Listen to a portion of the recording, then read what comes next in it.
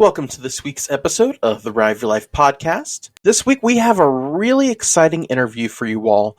Ryan joins me in the virtual studio this week for an interview with Mr. Alan Greene. He is the Senior Design Director for Answers in Genesis, which is the home of the Creation Museum and Ark Encounter Attractions down in Kentucky.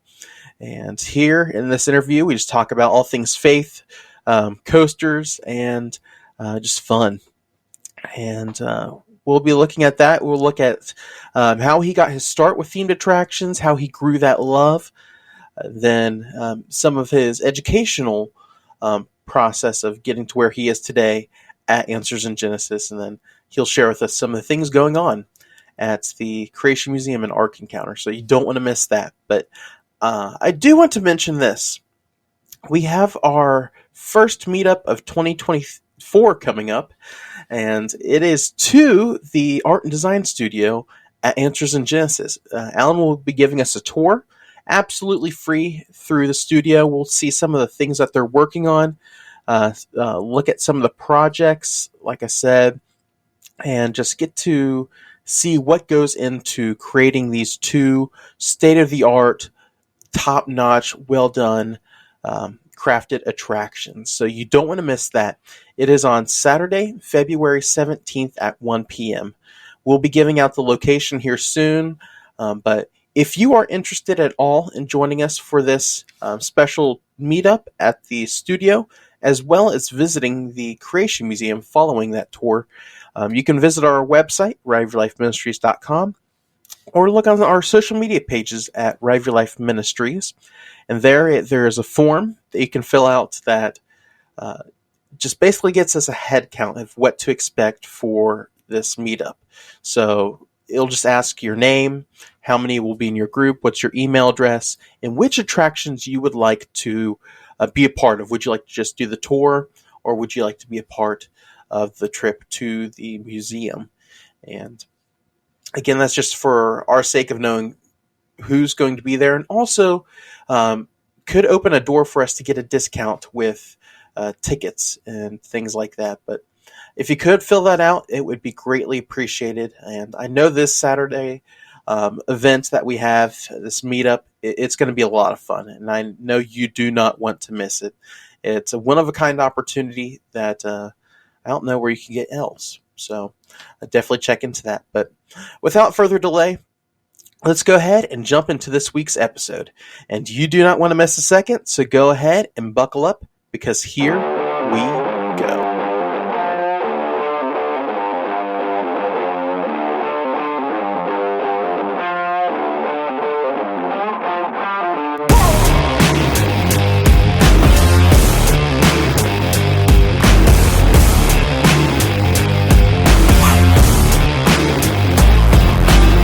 Welcome back to this week's main segment of the Rive Your Life podcast or show, whichever one you're listening to. This week we have a very special guest, and I'm very excited about this one. And I don't know how many times I told our guest this as we were getting ready for this episode. I'm so excited for this. I know you all will enjoy this. Today, whenever you're listening to this, in the virtual studio, we have Mr. Alan Greene. How you doing, sir?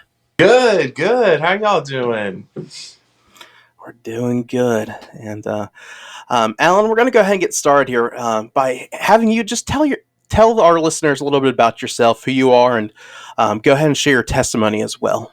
Yeah, love to. Well, hey, so nice to be on. Thank you guys for the invitation. My name's Alan. I grew up in the Cincinnati area mostly, and I was blessed to grow up in a family where church was a priority to my parents, and so they made sure me and my siblings were there every Sunday. It didn't become real, though, to me until I was 9 years old, and I had been curious, wondering about God and all this stuff I was hearing at church prior to that, and my mom just explained to me the basics, that God loves me and made me, but that I'm a sinner and had disobeyed, but I could put my faith in Jesus, what he'd done on the cross for me, and be forgiven of my sins. So in my little 9-year-old mind and heart, I did that, and ever since then, It's been a crazy ride following the Lord, ups and downs, but He's continued to be so incredibly faithful and kind. And Amen. today, I just love trying to follow Him. Amen. And that's just awesome to see that, and just the blessing of being raised in a Christian home. And that's awesome that you were able to have that upbringing. And um, before we get deeper into your story and where you are now, where the Lord's led you, um, your background has to do with a ride of your life, so to speak, of coasters and themed attractions. Um, how did your love for coasters and attractions begin? How'd you Yeah, get that sure. I, passion? I I love talking about this topic. I'm sure you guys do too. So in the early 90s, I think 92, 93 was the first time as a little kid, my parents took me to Kings Island. And at that time, I had no idea what a theme park was or really what the impact of Kings Island to start would be on my life. But somewhere in there through the years, that's where it started. I started to just really enjoy Kings Island, and but when I was in my early teens, I would go with friends once a week or so, and I just loved the coasters. I loved that world. When I was in eighth grade, my mom set up this career shadow kind of experience with me and a friend, and so we got to hang out for a day with a guy named Tony Carvellano, who was big in operations at Kings Island at that time. And so Nice. that was about 20 years ago, and that was kind of my first experience to what the theme park world looked like from that perspective. I remember Tony walked us around the park, and my friend and I, we were just in love with every minute of that. So when I became old enough for a summer job, I applied, worked at Kings Island in rides for 4 different seasons. Started out at Face Off and Congo Falls. Back then it was Face Off, and I just loved it. Worked my first summer there. I had a blast, made so many friends, loved working on the rides. They used to occasionally need to send people, workers, to different rides, and some people just didn't want to leave their crew. I loved every opportunity I could go and experience a different ride. It was a blast. The next summer, I worked at Son of Beast and Top Gun, and Oh. I loved that. That was so much fun. I didn't realize at the time, of course, that Son of Beast would become a defunct kind of a legend coaster. So it was Mhm. so much fun. I mean, working on two coasters, two great coasters that season.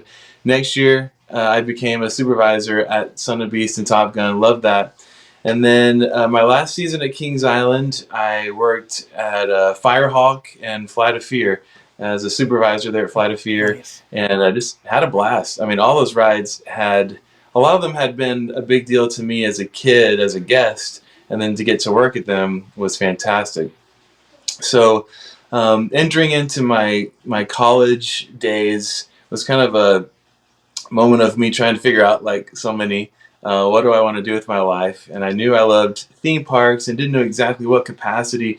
But as I started going down that road in college, I went to the University of Cincinnati. I learned of a major there called industrial design. It's in their College of Design, Arts, Architecture, and Planning.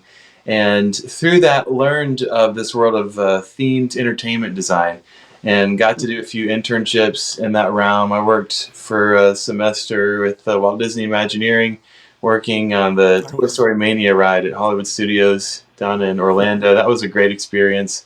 Worked Cool. for a semester with a group in Cincinnati called BDR Design, or Bruce D. Robinson Design Group.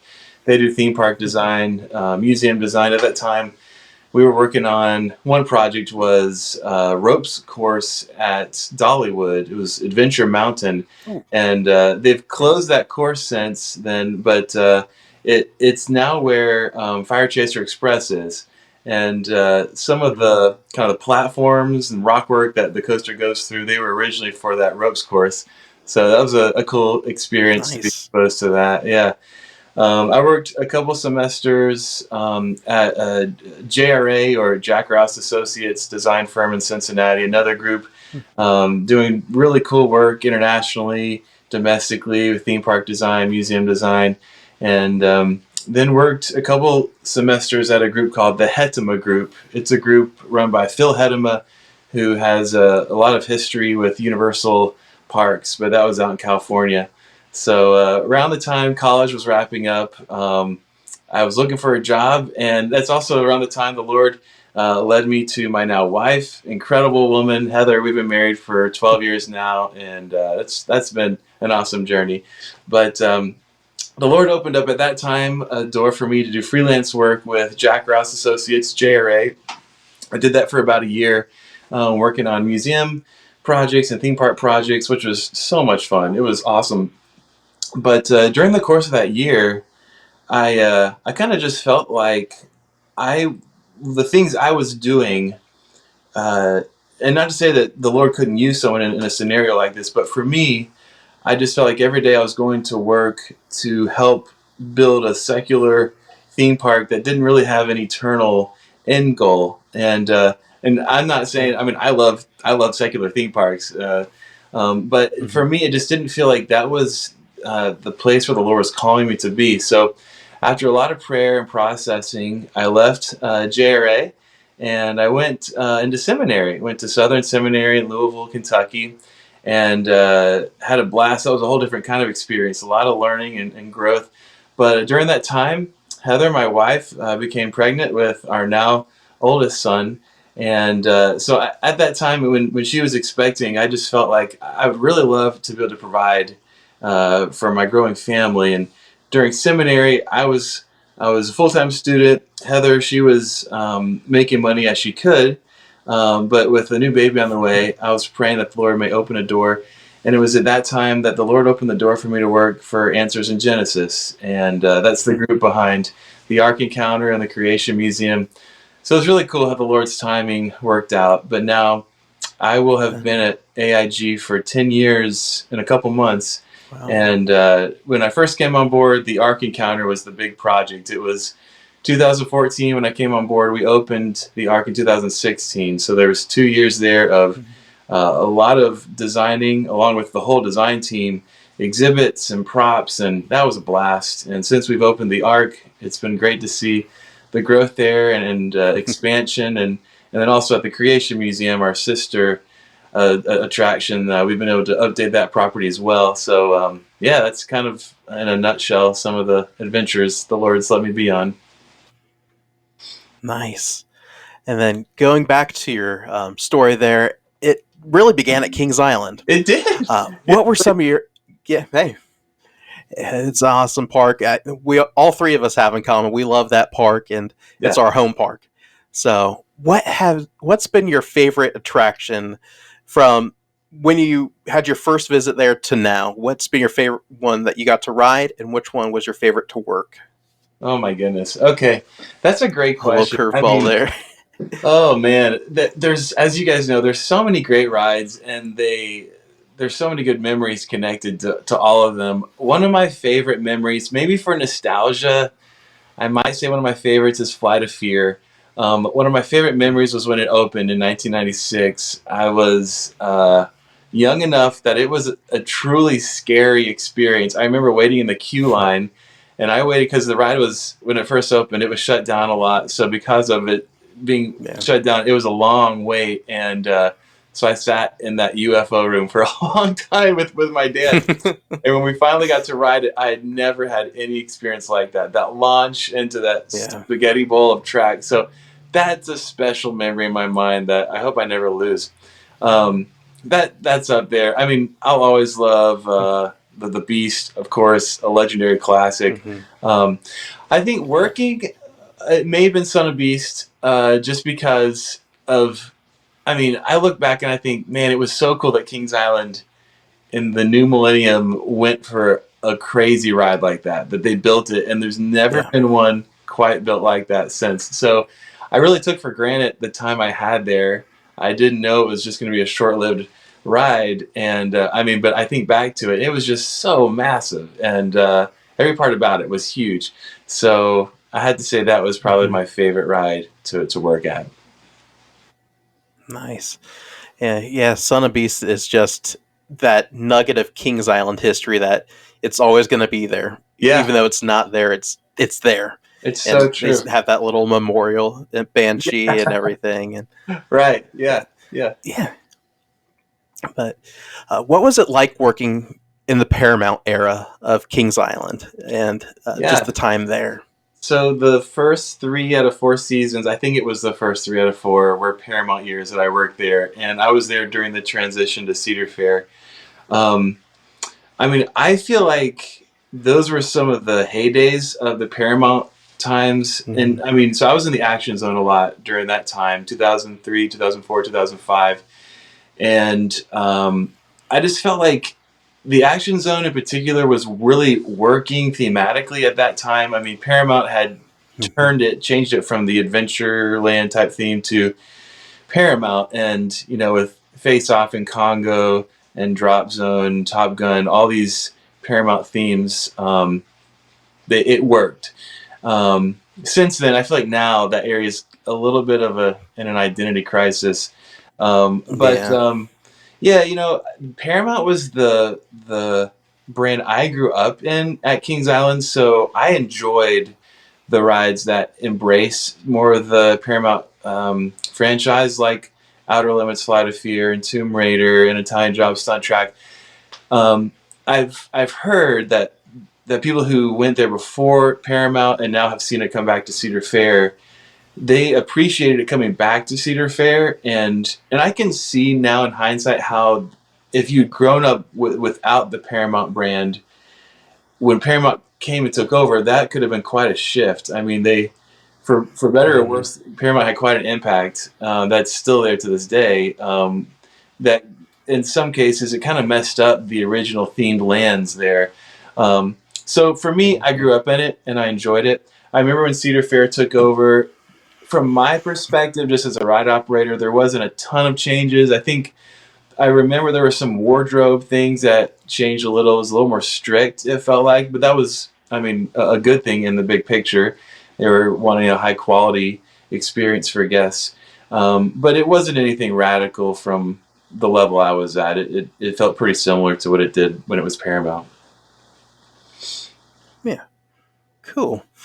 And from a theme park designer attractions mind, what has been the best themed attraction Kings Island has had? Whether it was a land, a ride, or what would you say is this is Mm. probably the best that Kings Island has ever done? Oh, that's a great There's quite a question. few options. Yeah.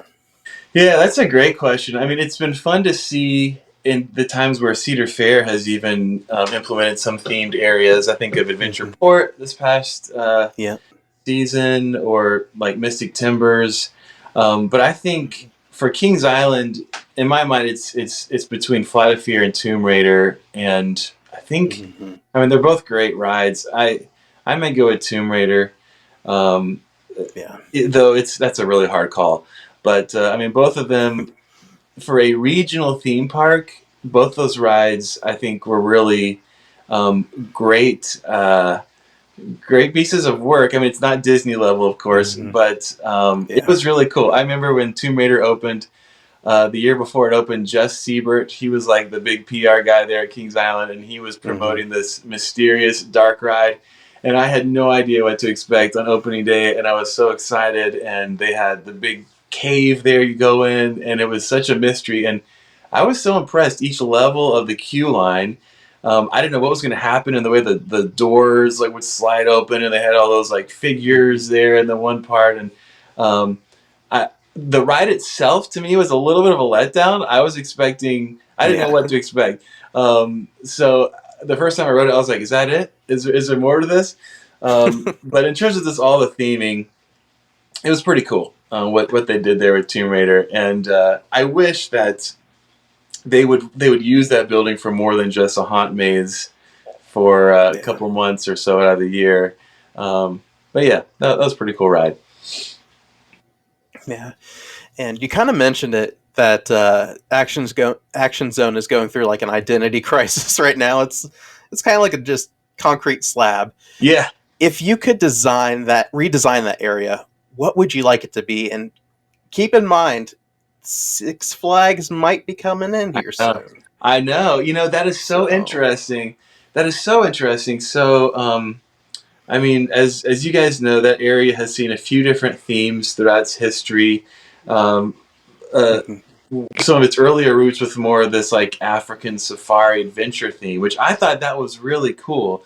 And then the Yes. Action Zone, which when it opened, when the Action Zone became Action Zone, I think they pulled it off, and that was very cool. They embraced that. But when Banshee came in later, I felt like that was a moment that on its own, Banshee had a cool theme, but mixing it with themes like Drop Zone and Delirium felt like Mm-hmm. there's a bit of discontinuity, kind of this like haunted graveyard kind of thing in the middle of Action Zone, and so now it's kind of hard to know what's the right next step. I mean, you could even make a mini land with the Bat and the Banshee. That's kind of this more haunted type area.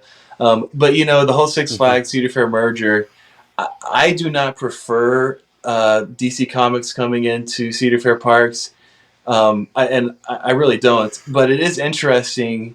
You could, I mean, if King's On wanted to, that could kind of present a solution to some of the dissonance in Action Zone, because things like Drop Zone have kind of this big, kind of in your face, vibrant feel, and then Banshee has more of this solemn, um, kind of that graveyard feel. There are characters like Superman and Batman that could kind of parallel those and could kind of tie the whole area together. It's not my preference. At Yeah. first, I would have thought it'd be great to bring back that adventure, kind of African jungly feel, but then Adventure Port opened, and so it kind of feels like that's covered now.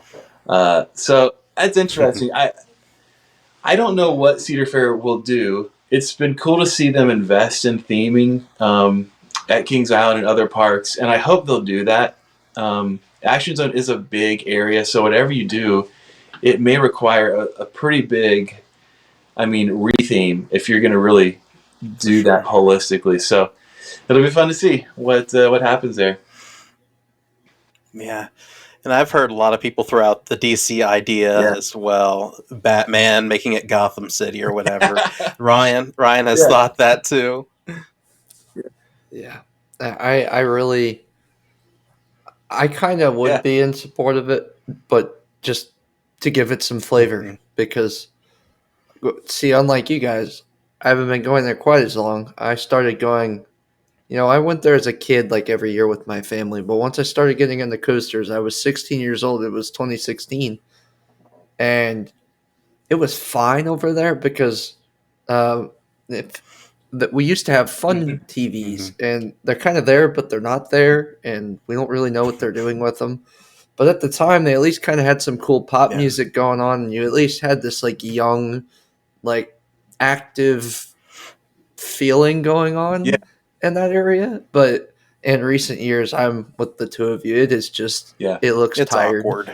and I would love to see a DC, or I mean, I don't know if this is logistically possible, but what if they just expand That would be Adventure so Port? cool. I mean, I would be all in support of that. I love that theme. I think you could Mm-hmm. modify the identities of the rides in Action Zone to kind of fit that. It'd just be a major land. I mean, if you combine Adventure Port with Action Zone, that's I guess like the size of Coney Mall, which I mean maybe Yeah, that's like not too Yeah. big. That'd be really cool. Mm-hmm. yeah, I'd love to see that because that was my one. I don't want to like sound negative, but that was like my one takeaway from Adventure Port. Like, whoa, this could fit in Yeah, someone's right. Yeah. backyard. Like, this wasn't as Yeah, big as I yeah, was expecting. Yeah. right. It was good. It was great. It was like, whoa, like it's kind of there and there, and then the outside of it, you got that Coney Mm-hmm. Mall area that's been that way for years, and the other side you lead into Action Zone. So it's kind of like you got old and tired, old and somewhat tired, Yeah, and then boom, Adventure yeah. Port right in the middle. When they opened Adventure So Port, I didn't know if that was going to just totally um, replace Oktoberfest, but I think that the Mm-hmm. Viking Fury and Festhaus are still considered an Oktoberfest, if I understand right. Um, so they Yeah. just kind of, it's like the original lands are being kind of split up into smaller pieces, which is cool. But yeah, Adventure Port is Yeah. kind of small. And it kind of Oktoberfest almost blends into Adventure Port almost. you Yeah. got the ship and you got the little pond out there. But Right. yeah, Yeah. the thing with Action Zone is it's the first thing you see when you pull up to Kings Island. You see Face Off Yeah. and Vertigo, whatever you call it now, Mhm. and then that's the first land next to the Kings Island Theater. It's like, Yeah. spruce it up a little bit, but It's such an impression that's there when cool. you're walking down and Delirium's right in front of you. And I wonder what like the future in terms of rides looks like for Action Zone. Like I've thought for a Mm-hmm. while, like how much longer does Invertigo have there? Um, and then that's in a prime real estate area. I mean, for in terms of the entrance of the park, like as you before you're even Yeah. in the park, and looking at what like Cedar Fair did with Fury 325, kind of going right over Carowind's entrance. Mm-hmm. Is there an opportunity to do something big and flashy right in the front of park there? See, I've always been hung up on that myself, and that's the one thing about Kings Island I think people are quick to forget is how much Yeah. land Yeah, they yeah, still have to Mm-hmm. use. So, they I mean, this is controversial, but they could have yeah, went bigger with Yeah. yeah, Orion. They didn't, but they could have. They had plenty more space back there. They've got all the right, land up into the river Mm-hmm. back there, which is yeah, quite a few acres. But we still got that yeah, vortex spot open Mm-hmm. too. So it's a serious toss up where I would think, removing one of the most iconic coasters in the park would probably be right. their first priority is getting that fixed. And I also think within Vertigo, because it's such a cheap ride to maintain, and now that Stinger's gone from Donnie Park, they have the extra train to work with in the off season. I think it's just going to be a crowd eater for I several agree. years to come. Yeah, I would yeah. I want it to go. I want something better, but I don't think I it's feel going the to same happen. way. I Sadly, Mm-hmm. feel like it's probably not their top priority. I would agree that I bet Vortex Plot would be their next major coaster location. And Yeah. on Orion, I mean, I don't know all the considerations. I feel like if they had, just like you said, if they had turned that lift hill 90 the degrees and headed towards the Little Miami River there, they could have gone back in the woods, and it could have been like the Mm-hmm. Beast, but Giga Coaster style. I don't know why they didn't do that. I don't know if there's sound complaints out there. It so wasn't supposed to be this ours. is the this is Mm-hmm. the conspiracy behind it. And for the longest time, we were told that it came from Okay. California's Great America, and that the reason, keep in mind, this is Yeah. 2020, 2021, Mm-hmm. the reason why it didn't happen was because of some, quote, earthquake structural Hmm. issue debacle. And I think, now that we got the news last year about California's Great Yeah. America being Yeah. sold, it makes me wonder if that is the real reason that design was put Man. towards Wow. Kings Island.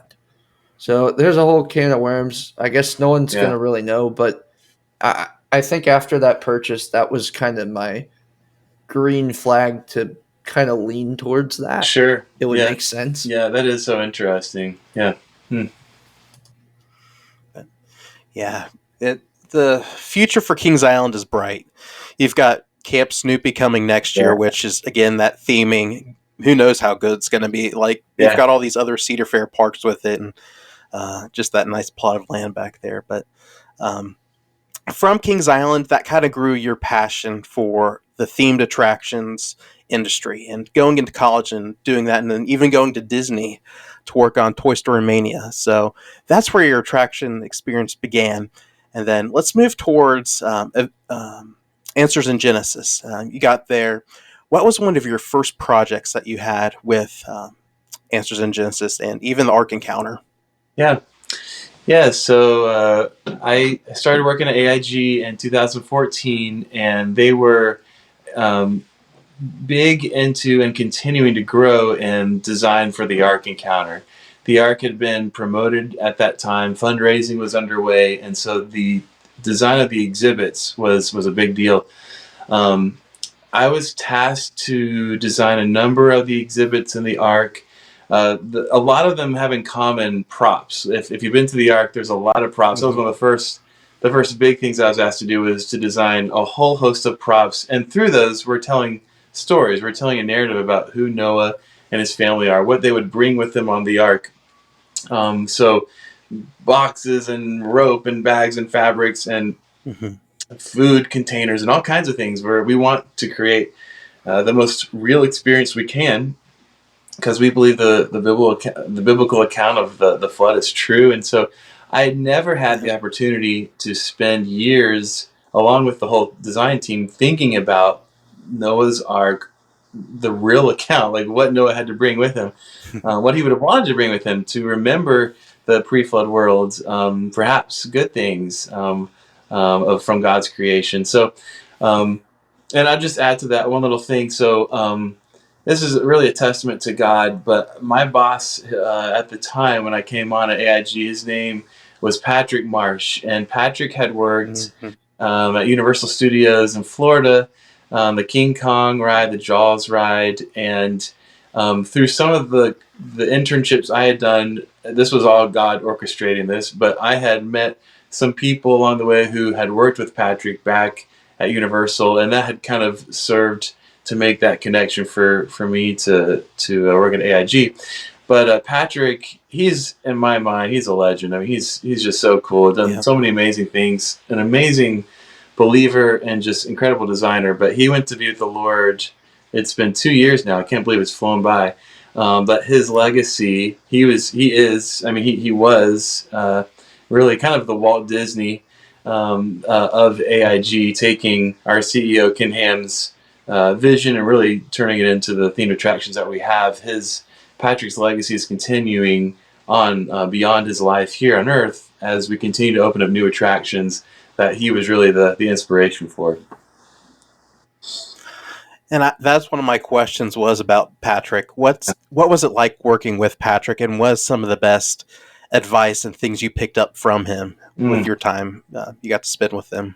Yeah, I mean, it was like to me, being a theme park nerd, I felt like I got to go to work every day and be with like Michael Jordan or Elvis or someone that someone else would Mm-hmm. think is like so cool. I was like, Yeah. I get to work with Patrick Marsh, this like legendary theme park designer, and it never Yeah. got old. Like he just had such a big personality. He was passionate about high quality and about doing designs for the Lord.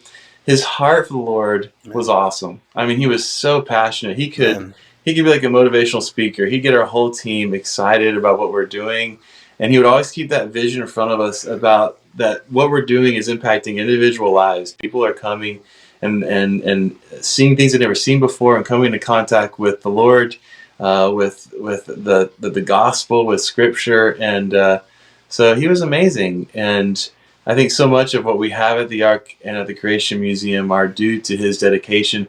I mean, his big thing, his kind of what often he's remembered by is he would say everything speaks. And that may not be original to Mm. him, but it was something that he ingrained in us. And the idea is that every detail counts. And so for us in attraction design, that means that we don't just get by with whatever we can open with and people won't even notice whatever. No, we go the extra mile to add those details into all the exhibits, the Easter eggs, the historical features that maybe not everyone sees, but some people do. And I mean, that's the kind of stuff I love when I go to a Disney park or Universal park. All those little story elements added. So he really kind of built in us that expectation for highest quality. So yeah. Nice. And what were some of the what was a favorite memory you had with him, whether it was a project or just working with him side by side throughout the day, or just interacting with him? Oh man, there's a lot of special moments. It's funny, like this would be with anyone, but we didn't know when the Lord was going to take him, and so in hindsight, it made all the after the Lord took him, it made all just the kind of mundane, normal memories all that more special. But I mean, he would take us on research trips down to Disney and Universal, and I mean, those are really special times. I mean, to kind of see what he wanted us to see. He would point out to us attractions that worked well, that didn't work well, and it was a source of inspiration for the work that we do. Um, there was a project we opened a year ago at the Creation Museum called Fearfully Wonderfully Made. It's a Sanctity of Life exhibit, and I was kind of tasked to head that one up, and he was the one who asked me if I would do that. And I mean, that's a special memory to remember him sitting there and asking me if I would take that on. And of course, it was the whole team that brought it all together. But there was some special encouragements along the way that he shared that it was just really special. He would pray for our team, and he would pray with passion. I mean, he would pray. Um, uh, it was just really cool. Another one.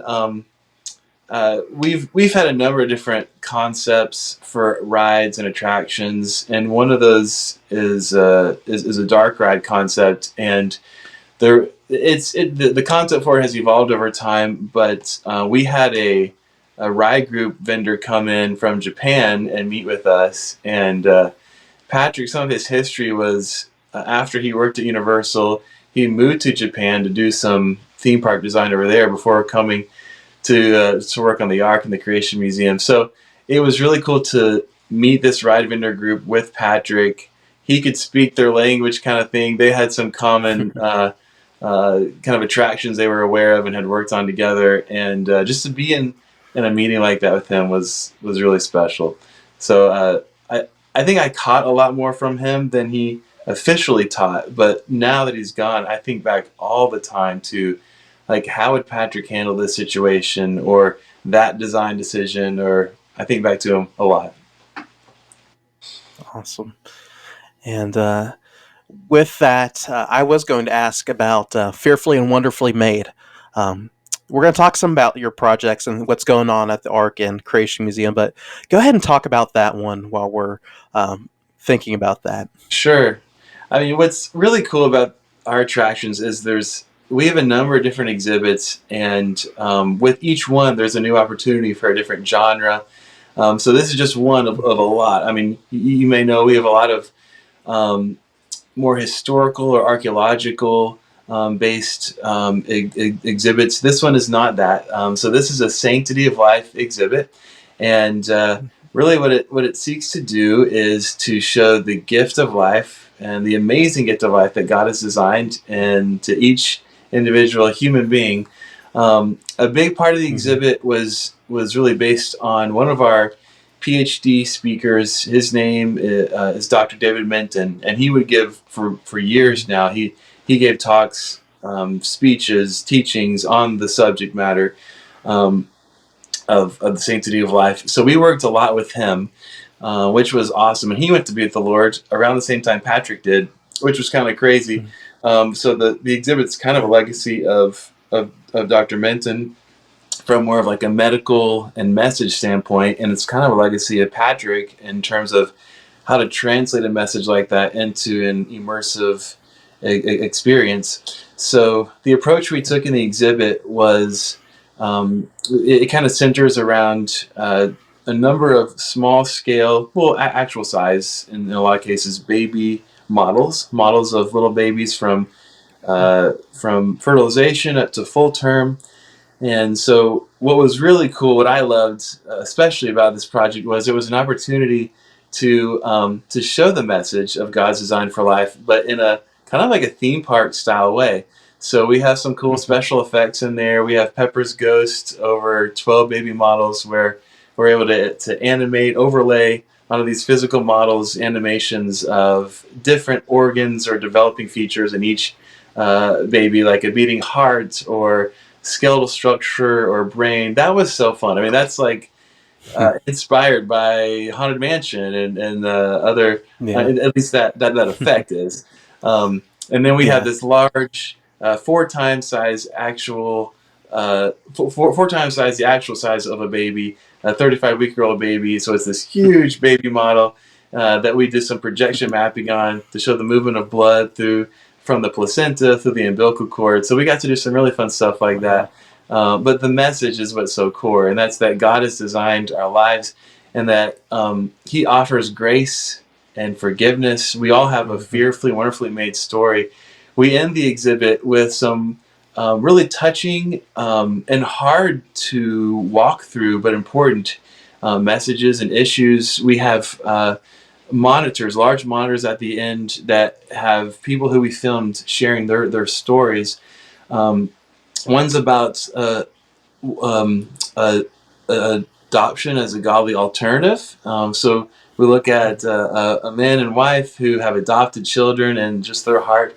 We met this woman, her name's Claire Colwell, who shares her story, and she has an incredible story. I don't have time to go into all of it, but it's a story about her own mother's attempt to abort her when Claire was in her mother's womb, and how that failed. How Claire lived, was adopted, forgave her mother, was reunited with her birth mother, and has accepted Christ, and now her birth mother has accepted Christ. So it's a beautiful Amen. exhibit about grace and forgiveness and life.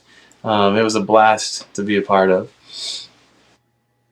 That's awesome. And it's that whole theme flows throughout the Creation Museum of just the story of God's grace. Yeah. We didn't deserve it. It's that I know Ken Ham emphasizes it's the first and last Adam. Amen. And that's the first. It started with the first Adam where everything was messed up, but it was the last Adam that came, that offered that forgiveness and that life, not just from birth but rebirth in Him. So Yes. that's Amen. awesome. Mm-hmm. And what are some of those other projects at either the Creation Museum or the Ark that just have stuck out to you and just mean so much to you? What are some of those? Yeah, so I think back to some of the projects we did on the Ark when we first opened. That whole opening of the Ark was such a memorable experience. We had towards the end of getting it open, we had an intense deadline. I think it was, I forget now, July something when we opened, I believe, June or July. I think it's July of 2016. And leading up to that date, oh my goodness, it was insane. We just had so much to get done. And we were working 6 days a week. We were working long. I slept in the Ark a couple nights just because I was staying there so late, and I just had to be back there the next morning. And I mean, the thing was, we wanted to be there. We had all poured so much into the design of these exhibits. We wanted to see them open, and so it was exhausting.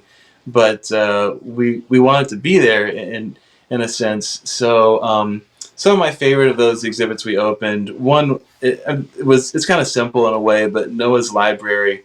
It's just a small portion of the Ark, and kind of the idea, the question that we're answering there is, what would Noah have wanted to bring with him from the pre-flood world? Of course, we know from the Bible it was a wicked time when the flood came, so I'm sure there's a lot Noah would have wanted to forgotten and not brought. But were there some things he would have wanted to bring, maybe in some ways elements reflective of God's good creation or information? I mean, so we show in that area, Noah's Library, a series of scrolls where we created this Noah language. It's just coded English, but we depict in Noah language that perhaps there was categories of, scrolls that Noah could have brought with him, like animal studies, as he maybe studied animals, he or his family members, before or during the time he was developing their cage systems, or plant studies, or mechanisms, or genealogies, or heroes of old, or who knows what Noah would have brought with him. So we have a number of props amongst those scrolls in there. I always thought that was a really cool kind of idea. What would he have brought with him? So there's a number of other exhibits that were fun to be a part of. There's this queue line under the Ark that we have props around, kind of setting you up for the floods coming, and there's cargo that Noah would have brought with him, and there's construction elements there. That was fun. We show on the Ark Noah's workshop and blacksmith. It was fun to be a part of those. There was a little kids exhibit we call the Kids Spooky Animal Encounters, which is really just a fun kids activity, but that was fun to be a part of. So the Ark, it was a blast. Since we opened that, our team has spent a lot of time now focused on the Creation Museum, and over the last few years we've updated a lot of parts of the Creation Museum. I think that's where some of our, I guess I would say, our team's strongest work is right now, showcase. It's just a lot of our most recent work.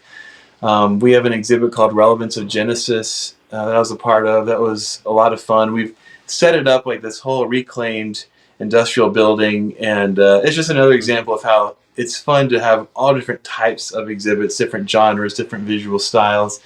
We did an exhibit called Biblical Authority at the museum, which that was led by one of our awesome designers. That may be, I think, the one of the strongest exhibits that we've ever pulled off. And we're working on a lot of future projects right now. A lot are in the mix, which is always fun. So yeah, there's just a whole variety. Awesome. And I love what you did to update the museum too. It's Cool. been there since 2004. Is 2007 it is when we 2000? officially opened, um, uh, Okay. but it was in the works for years there, and I mean people were coming Hmm. doors before the official opening. Yeah, but it's just neat to see the progression that God's brought from there, and just the new exhibits that came in, including that industrial one that you just Cool. talked about. I've seen pictures, but have never experienced it in person. It's been a Cool. while since I've been to the museum, but Yeah, it's just neat to see the Lord's hand in all that. But yeah, um, what are some of the things we can look forward to in 2024 at both properties and just the ministry in general? yeah. We have a number of projects in the works right now. It's really an exciting time. So we just tomorrow we're going to be opening up a new exhibit at the Ark. Kind of a soft opening today, but tomorrow's kind of the big official one. Where we've, I'll include it in 24. I hope that's okay because we're here at the end of 23. You're fine. Yeah. We were donated a number of small model arks from around the world, and it's a display of these arks from around the world and how we all go back to Noah, and so the message of the flood is we all have a connection to it. So it's cool to see how the ark has impacted cultures around the world. So our team's put together a beautiful exhibit based on those that opens tomorrow. We're working on a Protoceratops exhibit, that's a kind of dinosaur. Which this exhibit will be coming to the Creation Museum, and it will be showing kind of a drowning scene, which is trying to capture kind of a snapshot in time during the flood, showing rapid fossilization. So our teams are working on these incredible Protoceratops sculptures. Both our content team to make sure the anatomy is correct, the artisans, the fabricators, they're all pulling this together. It's going to be so cool. So looking forward to that. Also at the museum, we have an area towards the end of the whole museum experience called Palm Plaza. And this is an area where guests can kind of get a bite to eat, sit back, relax. There's some auxiliary exhibits, and we're working on a show for this space right now. It's not like a theater show. It's more of, we've kind of thought of it kind of like, how the Fest House at Kings Island has that glockenspiel kind of a show out front where the characters come out every once in an hour. It's that kind of a thing, just not that theme, but Okay. it's that kind of style where you'll be sitting at the museum in Palm Plaza dining, and then all of a sudden the lights will go down, and there'll be this really cool projection on the wall and some interactive features throughout the room. There'll be some windows Nice. that their shutters open. So we're working on that, and so that should be a lot of fun. But then we're also working on some projects that we won't be opening in 24, but they're long-term projects that we'll be actively working on during 24. So these are things like we're opening a new welcome center at the Ark Encounter. This will change guests' first experience of the Ark. It'll mean a new bus drop-off location that we bus people from the parking lot to the Ark. And so we'll be rechanging that whole first experience. It'll be cool. I mean, it's when you hear of Welcome Center, it's kind of like, okay. But we have some really cool immersive themes, a lot of fun, a lot of cool stuff in mind with that. And right now, construction has just begun. It's just beginning. The building's coming out of the ground, but looking forward to that. We're also working on a large scale model of first century Jerusalem. So if you picture like Nice. human figures like this big, 1 to 100 scale, but the model will be very large for a diorama. It'll be about 35 feet by 55 feet. We'll have some pathways that go through the middle of it so you can kind of appreciate different elements. But this is first century, so the time of Jesus. We'll have Herod's temple will be a big part, Golgotha. So it'll be a big new feature that our team is working actively on right now. It's just it'll take years to do that, and then beyond that, we have other dreams of future things. And the further out we go, there's always it's things could change, but in terms of big picture plans, but reaching the next generation is a big theme in our minds, and so we have that in mind as we're looking at what attractions we could develop. And I'm excited about all those kind of future projects. Awesome. And like the Bible says, where there is no vision, the people perish. And it sounds like Ken Ham and the team at Answers in Genesis have got that master vision plan. And it's cool to see that unfold and just little things here and there. Even just the Palm Plaza area getting that revamp and that addition it's just neat. So cool. Very cool. Keep it up, guys. There. Awesome. Yeah. You're making me excited to get back too. Because I have actually, in 2017, shortly after I became a Christian, I went to my first ever Christian concert, which was Winter Jam. And the way my youth pastor at the time set up our retreat, it was supposed to be our winter retreat, and we were going to go to Perfect North the next day. And that weekend, it got into the 60s. It was crazy, but it got into the low 60s. So we tabled that, and we ended up going to the Ark Encounter the first half of the day before Winter Jam, then the concert. And when I went to the Ark, I had no clue. I was like, the Ark Encounter? And they're like, yeah, it's the way it was described to me. It was like, it's basically this big model of the Ark. I'm like, oh, they got animals inside or something? And I go in there. Well, first of all, I walk up to it. No, I walk up to it. We rode to it, as you mentioned. I remember the bus stop. It was the outside bus stop. And we ride up to this thing, and as we get closer to it, I'm like, good Lord, this looks like it took as long as the real one. And you kind of walk up to it. I think there's a pond around it, if I remember correctly.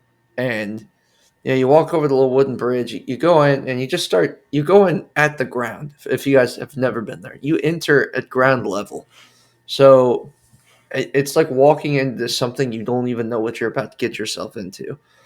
And it's so intricately done that you don't realize it's going to be an entire museum when you first walk in, because you're going through the very first thing you experience is what Alan had mentioned earlier, is the Noah and like the plans and the progress and how he got the animals together. And there's little cutouts. That's not the right word. There's I guess sculptures of all of the figures. And you walk through and you see the progress, and the next thing you know, like, you're going up the entire length of this ark in like a spiral staircase.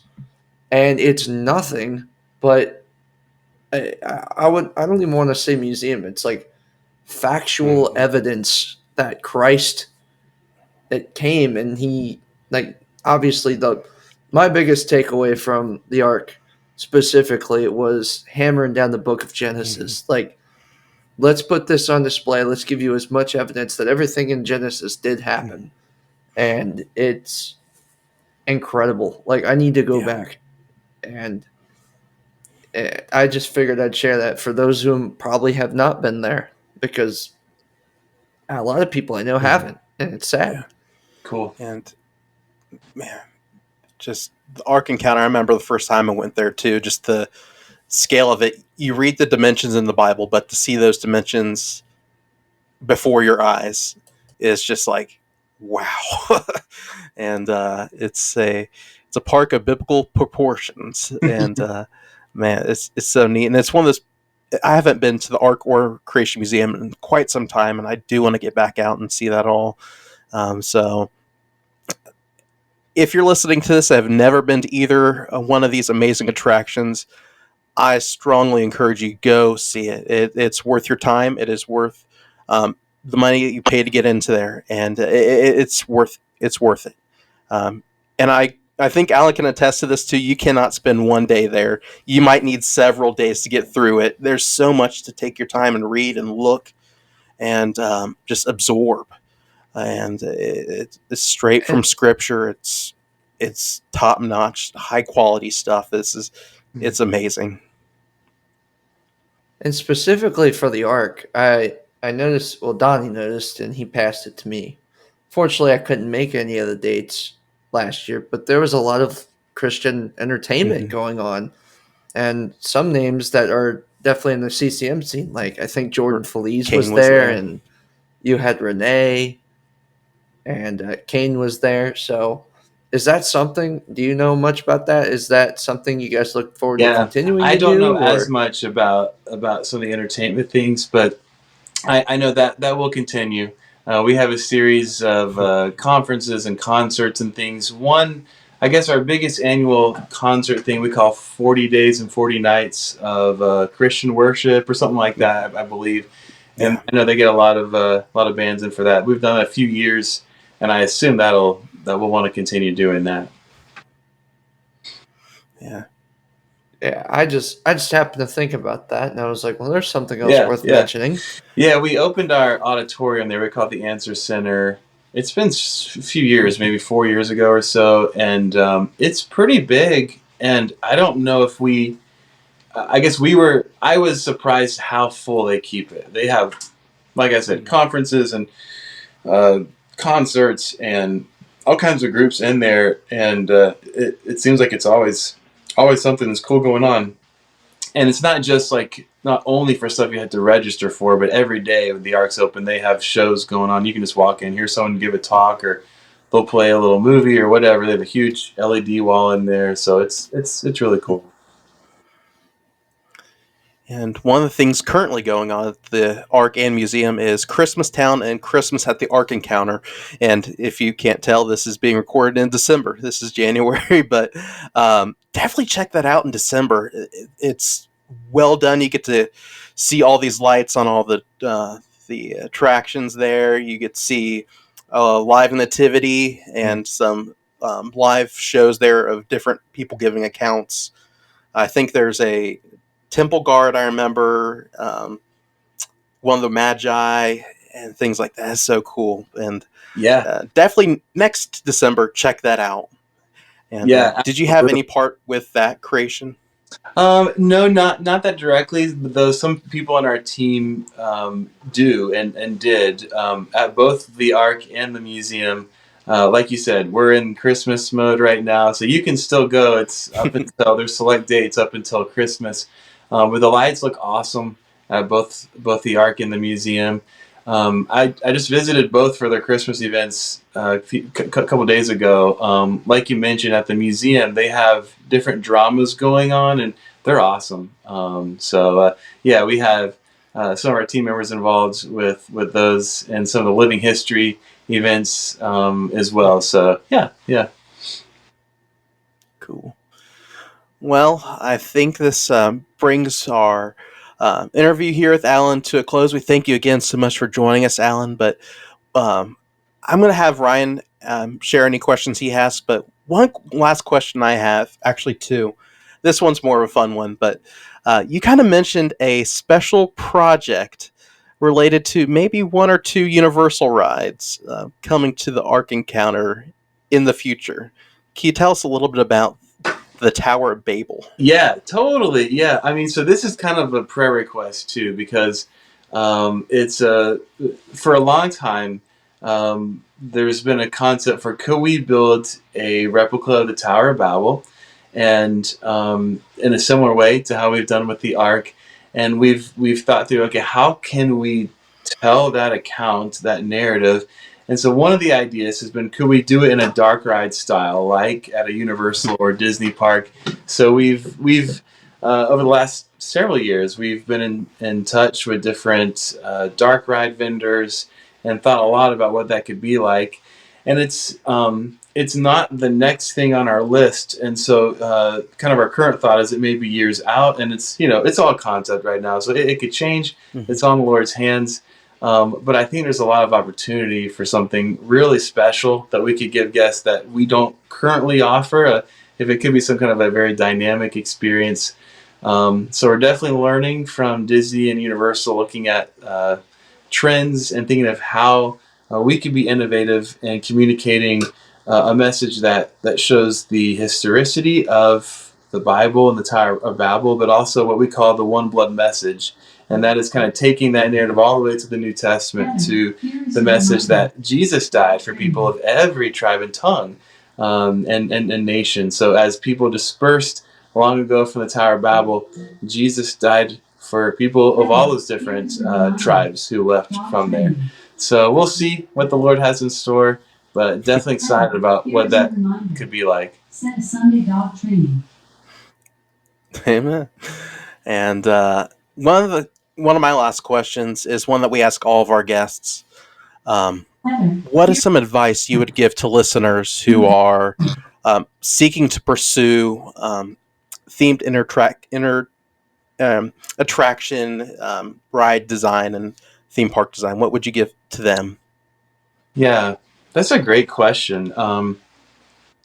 I can only speak about the one life that God's given me. I'm sure there's a lot of different routes. I mean, really, I would say pursue what you love, what you're interested in, what God has put on your heart, and always make connections whenever you can. Not in a annoying way, but if you have opportunities, those can always go a long way.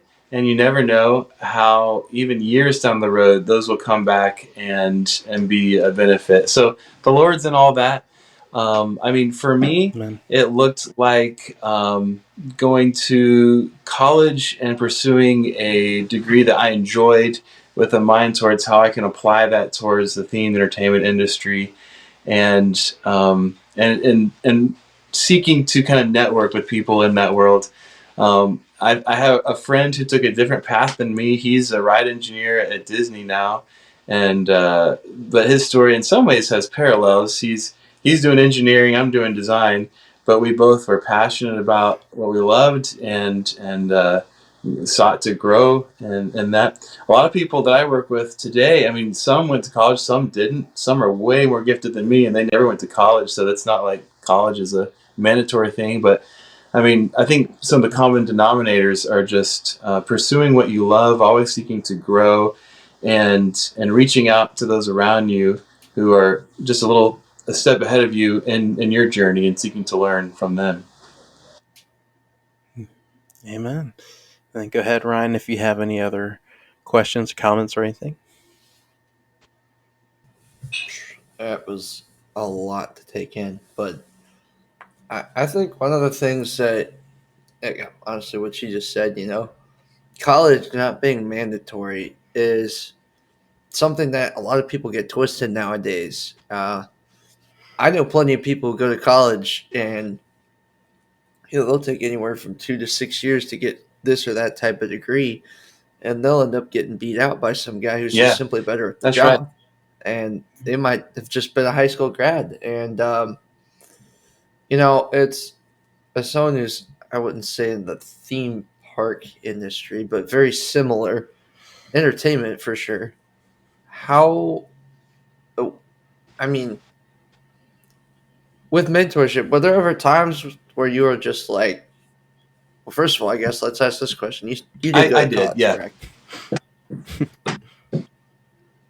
Okay, so were there moments even with college where it was just like you felt like you're at a dark place, like you're hitting a dead end? I apologize. I'm on 4 hours of sleep right now, guys. I'm just gonna be completely honest. It's been a long work day, so the words are hard to come up with. But I kind of ask this question every episode. And were there moments you felt like you were going to give up? And how did God get you through that, if so?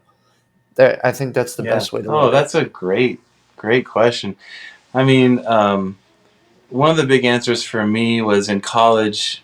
I was blessed to be surrounded by a group of believers. I got involved in a college ministry and in a local church, and there was definitely hard times in college. But the friends around me, I mean, that shaped me as much as all the classes and stuff. I mean, and more so. I mean, I'll forget a lot of the stuff I learned in school, but the stuff I learned from being with other believers, having a place I could pray and share my needs and get prayer and just worship the Lord together with other believers, that was life-changing to me and still shapes my life. Just thinking about those times with college friends. I lived in a house there with other believers, and we would, pray for each other, worship together. So that was great. But yeah, definitely hard times. There were some confusing times, and college is such a time, or just that age range where you're thinking about what's your purpose in life, what has God made you to do. I struggled with finding what to major in, and that was hard. Because I didn't know. I knew I was interested in theme parks, but some of those earlier months of college, I guess, I was just trying to figure out, what does that mean? Do I want to be an engineer? Do I want to do something creative? And so just praying through all that was trying. But on the other side of it, I just see the Lord's mercy throughout all of that. Man. Yeah, and the biggest takeaway I get from that is community is Yeah. extremely Oh, important yeah. as a believer. And when you don't have those things, and making sure that your community isn't just living a label too, and that they're actually trying to uplift you and hold you accountable, those are important things. Because, I'm not going to sit here and explain the whole story, but, I'm a college dropout. And that's the difference between me and a lot of other people. I had a lot of friends go to college. One became a nursing major, one went to sports medicine, one did this, one did that. And, here's Ryan, I've I had Asperger's I still have it. And it was a challenge because I was just like, I don't think college is for me because I barely keep up with my homework in high school. But my grades were decent because I was solid at taking tests. Not great, but not bad. And I went, I kind of thought the Lord was calling me into direct ministry for a time at Cedarville University. And I went and applied and actually got rejected. And it was because my ACT score was low. And me being the type of person I was like, well, there's no way I'm going to pay and get this test back up. That's all stuff I don't even know anyway. So I just asked the Lord, I'm like, where do you want me to go with this? And went to a community college, tried my best, flunked out. By the grace of God, we'll just say miracles happened to where I didn't have to pay for it. And I walked away from that semester knowing, like, okay, this isn't where God wants me. And it's the tall tale. Like, there's no such thing as failure. I think God always has a purpose and a plan for everyone. And I don't think anyone should get discouraged. And all that to say, like, I support what you said there. It's an important message, and especially following passions. I feel like that's something in today's world we get kind of caught up in this idea of social slavery to an extent, where it just feels like you go in and do the same thing over and over again, and you can get burnt out. And that's why we really need the Lord to hold us accountable. So those are all just some thoughts I had to bounce off of that. I've already bounced off my thoughts on the arc itself. Honestly, we could sit here and talk Kings Island for hours on end, but in terms of this podcast, I don't think I have any further questions. All right. Awesome. But thanks again, Alan, for joining us tonight here on the Right of Your Life podcast. Let's end it this way. Go ahead and share with our listeners how they can get connected with the Ark Encounter, Answers in Genesis, and just some of the things you're doing. Sure. How they get tickets and all that stuff. Yeah. Well, thank you guys for the invite tonight. This was so fun. I really enjoyed Absolutely. it. If anyone's interested to come and visit Northern Kentucky, we have the Ark Encounter in Williamstown, Kentucky, and the Creation Museum in Petersburg, Kentucky. Those are our two attractions we invite you to come and check out. We also have a lot going on online. If you go on answersingenesis.org or on Facebook or Instagram, we have updates and posts about a whole host of things, but they include our projects.